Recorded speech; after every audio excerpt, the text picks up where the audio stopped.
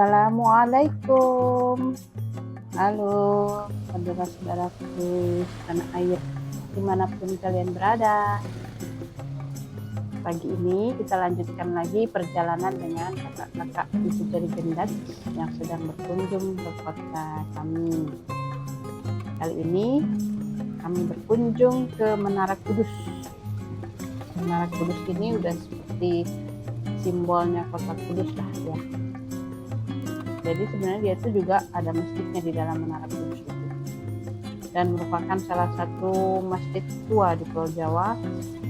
Dan dia jadi saksi sejarah terjadinya akulturasi antara kebudayaan Jawa, Hindu, dan Islam. Jadi dari sejarahnya katanya sih nama asli Masjid Menara Kudus ini adalah Masjid Al-Quds, merujuk pada kota suci Palestina yaitu Al-Quds atau yang dikenal Yerusalem. Ini dipilih Sunan Kudus untuk mengobati kerinduannya terhadap tanah kelahirannya. Karena Sunan Kudus atau Ja'far Shadiq ini dilahirkan di Al-Quds sekitar tahun 1500-an. Jadi Menara Kudus ini sudah cukup lama ya, usianya sekitar 500 tahun. Dan menurut cerita yang saya dengar sih, bangunannya itu tidak banyak berubah walaupun sudah pernah ada dilakukan renovasi, perbaikan di sana sini, tapi bentuk aslinya masih tetap sama. Nah, ini kita masuk ke dalam pintu yang ada makamnya dulu ya, lewat pintu yang menuju makam Sunan Kudus. Ini seluruh bangunannya tuh dibuat dari bata merah yang katanya sih tanpa plester. Di sini kelihatan ya ornamen-ornamennya itu ada ornamen menyerupai candi gitu. Dan memang kental dengan budaya Hindu atau Buddha, banyak ukiran-ukiran gitu, terutama di atas atapnya itu ya. Nah, di sini kita harus isi buku tamu dulu sebelum masuk ke dalam kompleks pemakaman ini. Nggak perlu bayar sih, gratis, tapi kita bisa kasih seikhlasnya. Nah, untuk masuk ke dalam kompleks pemakaman ini boleh kita tinggalkan sendal di luar, tapi boleh juga kita bawa di sini. kita tenteng gitu. Kalau kita mau keluar dari pintu yang sebelah sananya gitu, walaupun kami akhirnya tidak menemukan pintu itu, kami balik lagi ke pintu semula. Ini kelihatan ya bentuk-bentuk kayak gapura-gapura Hindu, candi Hindu gitu.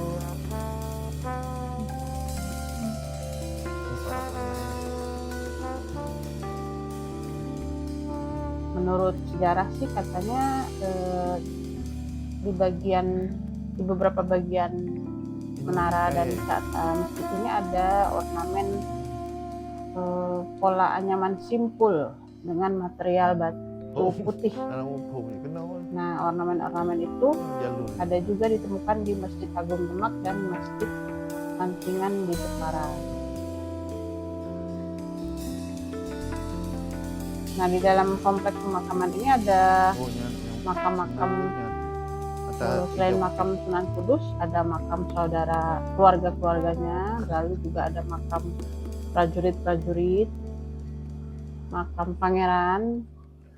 Jadi ada lumayan banyak makam-makam. Nah, itu yang pakai tirai putih itu makamnya Sunan Kudus.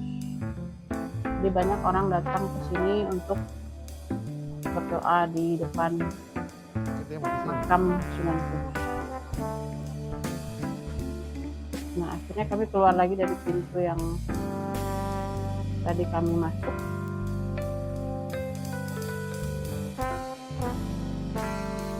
Di sini karena kebetulan habis hujan jadi agak basah.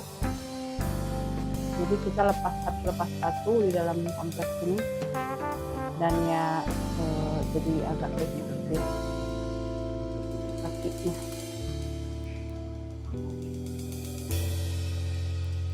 Menara Kudus ini sudah jadi cagar budaya juga, tercatat sebagai cagar budaya nasional dan menjadi tujuan ziarah penting di Indonesia.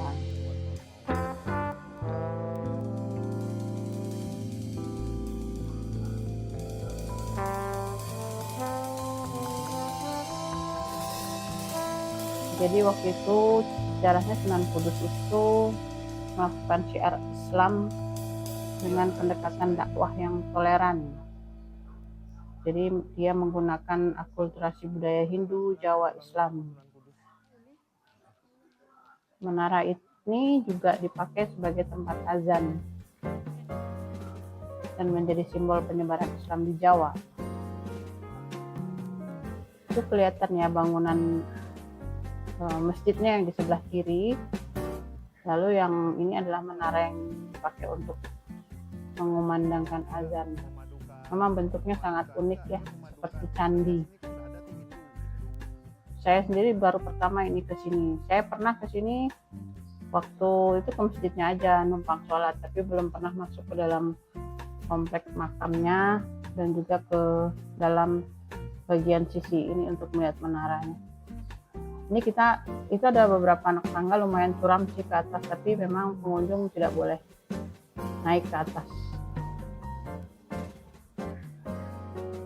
Makanya banyak turis-turis berfoto di depan menara ini. Ini juga kita lagi nunggu antrian nih, pengen foto juga di depan situ.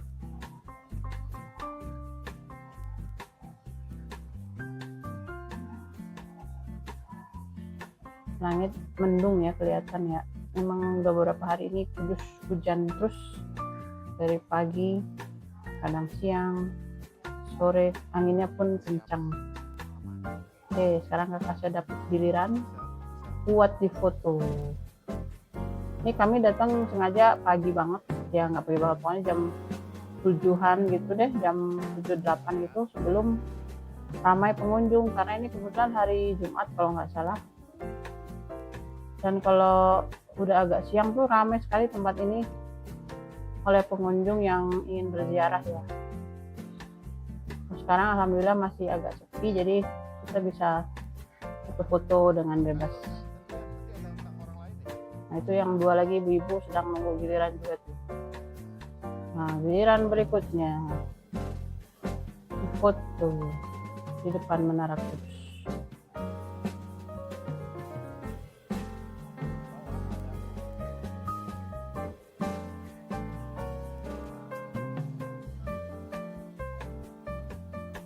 Kenang-kenangan ya. Jadi kalau tanya udah ke Kudus, udah kemana Kudus, udah gitu. Jadi resmi lah, sah dianggap sudah mengunjungi Kudus kalau sudah ke Menara Kudus, begitu ceritanya.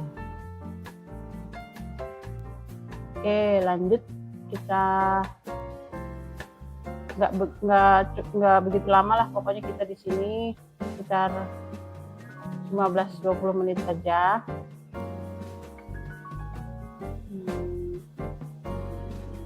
Kalau dilihat dari usianya 500 tahun memang masih bagus banget sih, ini bangunan sangat mengagumkan ya. Orang zaman dulu itu kok bisa ya bikin begini.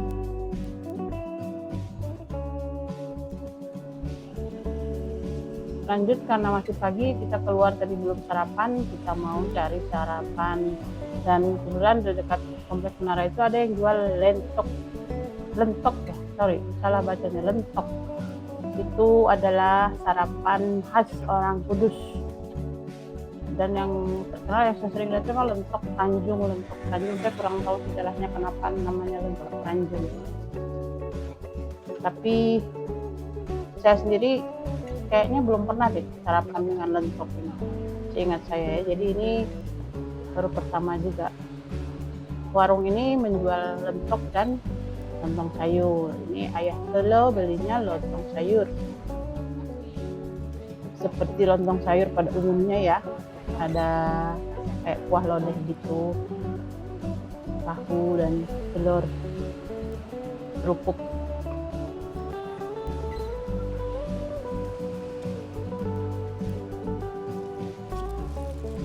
Yang lainnya mencoba lentok. Salah mulu saya bacanya.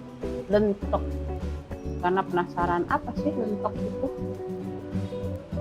Nah, ini dia yang dinamakan lentok. Mirip sih sama lontong sayur ya, saya juga nggak tahu apa bedanya ya, karena sama-sama dengan kuah santan.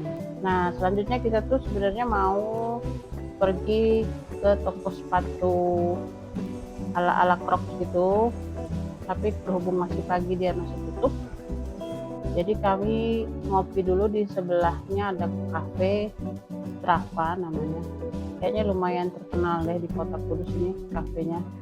Dan juga setelah kami ke belakang tuh cukup luas kafenya tuh, lumayan, dan musolanya besar di belakang, nyaman lah pokoknya. Jadi karena kami sebenarnya kan udah kenyang makan lentok tadi ya, jadi cuma buat minum-minum kopi dan teh gitu, ngopi teh sambil nunggu toko sepatu di sebelah buka.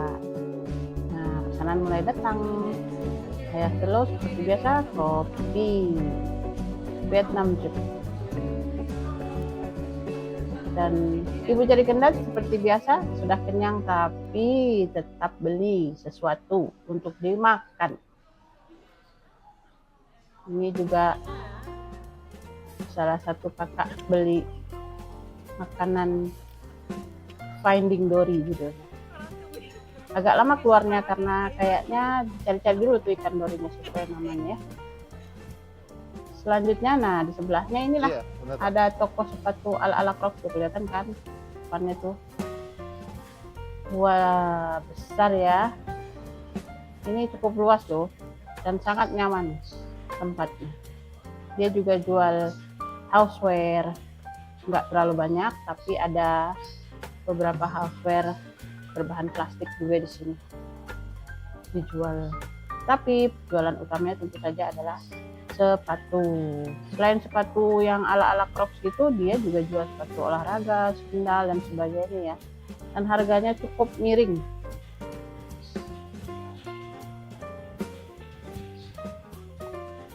Nah, itu terlihat 3 bersaudara sedang mencoba-coba mencari-cari.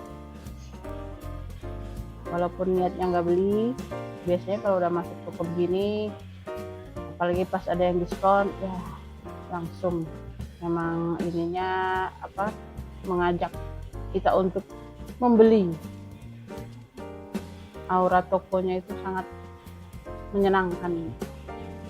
Nah, mereka juga jual tas-tas gini nih. Ini juga tasnya dibuat dari plastik yang tebal gitu. Dan yang lucunya mereka punya jualan kayak aksesoris yang bisa ditempel-tempel di sepatu dan di tas-tas ini. Jadi menarik sih. Tasnya dijual, tasnya doang sih. Nanti kita bisa beli aksesoris dan kita tempelkan di tas atau sepatu.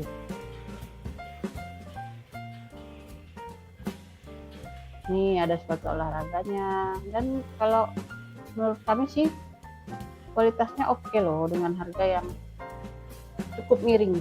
Untuk pemakaian sehari-hari sangat lumayan bisa diandalkan.